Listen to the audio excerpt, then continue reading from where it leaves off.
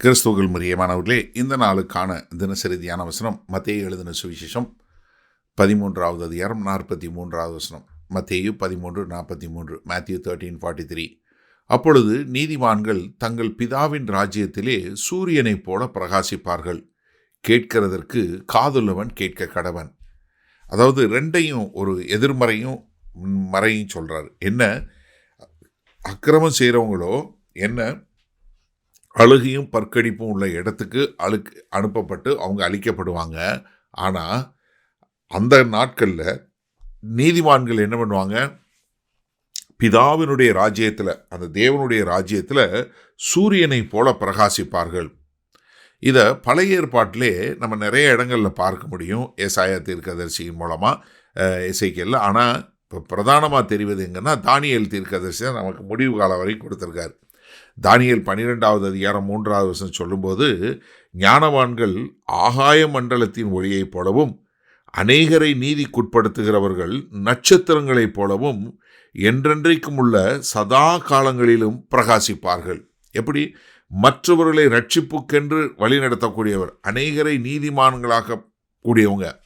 ஏன்னா ராஜ்யத்தின் புத்திரர்கள் என்று சொல்லும்போது நம்ம எல்லாருமே என்ன ஆவாங்கிறத 1 கொரிந்தியர் 15வது அதிகாரத்தில் மிக தெளிவாக நமக்கு சொல்லி கொடுத்துருக்கிறாரு. 42வது வசனம் பார்த்தீங்கன்னா, மரித்தோரின் உயிர்த்தெழுதலும் அப்படியே இருக்கும். அழிவுள்ளதாய் விதைக்கப்படும், அழிவுள்ளதாய் எழுந்திருக்கும். கனவீனமுள்ளதாய் விதைக்கப்படும், மகிமையுள்ளதாய் எழுந்திருக்கும். பலவீனமுள்ளதாய் விதைக்கப்படும், பலமுள்ளதாய் எழுந்திருக்கும்.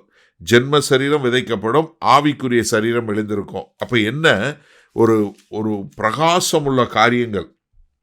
அதனால தான் 1 கொரிந்தியர் 15:58 சொல்லும்போது, ஆகையால் எனக்கு பிரியமான சகோதரரே, கர்த்தருக்கு நீங்கள் படுகிற பிரயாசம் விருதாவாயிராதென்று அறிந்து நீங்கள் உறுதிப்பட்டவர்களாயும் அசையாதவர்களாயும் கர்த்தருடைய கிரியையிலே எப்பொழுதும் பெருகிறவர்களாயும் இருப்பீர்களாக.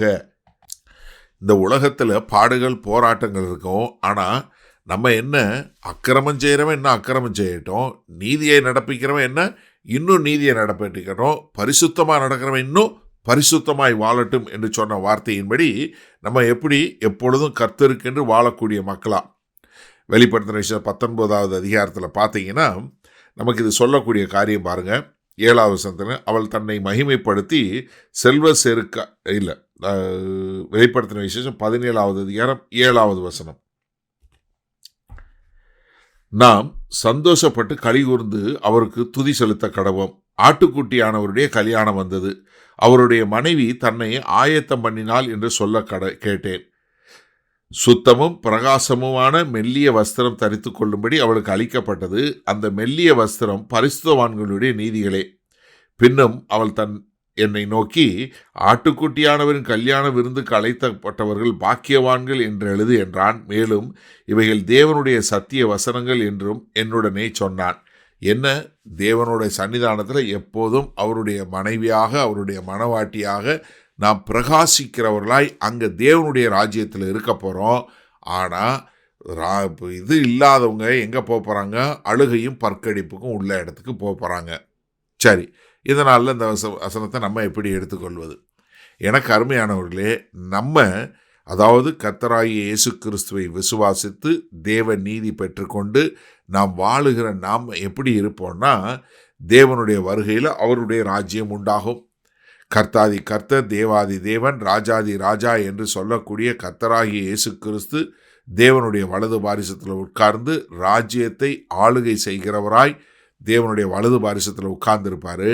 அப்போ நம்ம அவருடைய மனவாட்டியா அங்கே அவருடைய சன்னிதானத்தில் நாம் பிரகாசிக்கிறவர்களாய், ஒளியின் சரீரம் தரித்தவர்களாய், நம்ம எல்லோரும் எப்படி மிகவும் பிரகாசம் உள்ளவர்களாய் அங்கே தேவனுடைய சன்னிதானத்தில் எப்பொழுதும் ஜொலிக்கக்கூடிய மக்களாய், எப்பொழுதும் என்ன சந்தோஷம் சமாதானம் இது நிறைந்தவர்களாய் தேவனுடைய பிரசன்னத்தில்.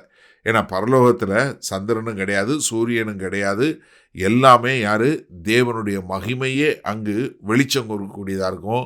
அங்கே நாமும் வெளிச்சமாக சூரியனை போல பிரகாசிக்கக்கூடிய மக்களாக நம்ம அங்கே உட்கார்ந்துருக்கிறோம். அதனால எனக்கு அருமையானவர்களே, நம்முடைய வாழ்க்கை நாம் கிறிஸ்துவை ஏற்றுக்கொண்டு கிறிஸ்துவுக்கென்று வாழக்கூடிய அவருக்கென்று ஒரு பிரியமான வாழ்க்கை வாழும்போது நம்ம எப்படிப்பட்டவங்களா இருக்கிறோம்? அங்கே கர்த்தருக்கென்று வாழக்கூடிய மக்களாய் வாழுவோம். அப்போ எனக்கு அருமையான சகோதரனே சகோதரியே, இந்த நல்ல நாளில் நம்ம வாழுகிற வாழ்க்கை இந்த பூமிக்கு அடுத்த வாழ்க்கை மாத்திரமல்ல. இந்த பூமியில் நம்ம வாழுகிற வாழ்க்கை நம்முடைய நித்தியத்தை முடிவு செய்யும். நம்முடைய நித்தியம் பாதாளமா பரலோகமா என்பதை இப்போவே நம்ம முடிவு பண்ணணும். அதனால் நீங்கள் சரியான முடிவை தெரிந்தெடுத்து பரலோகத்தில் என்றென்றைக்கும் தேவனுடைய பிரசன்னத்தில் ஒரு பிரகாசமுள்ள பிள்ளைகளாய் வாழ கர்த்தர் உங்களுக்கும் எனக்கும் கிருபை பாராட்டுவாராக.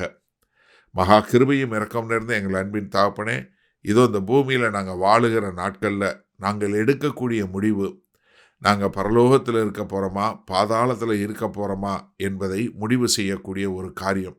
அதனால் ஆண்டவரே, நாங்கள் இப்பொழுதே உம்முடைய தேவ நீதியை பெற்றுக்கொண்டு உமக்கு பிரியமான பிள்ளைகளாய் வாழ எங்களை முழுமையாய் ஒப்புக் கொடுக்கிறோம். மீட்பெறும் இரட்சகருமாகிய இயேசு கிறிஸ்துவின் மூலம் பிதாவே, ஆமேன். கர்த்தர் உங்களை ஆசீர்வதிப்பாராக. நாம் இன்று மாலை மண்ணால் சந்திப்போம்.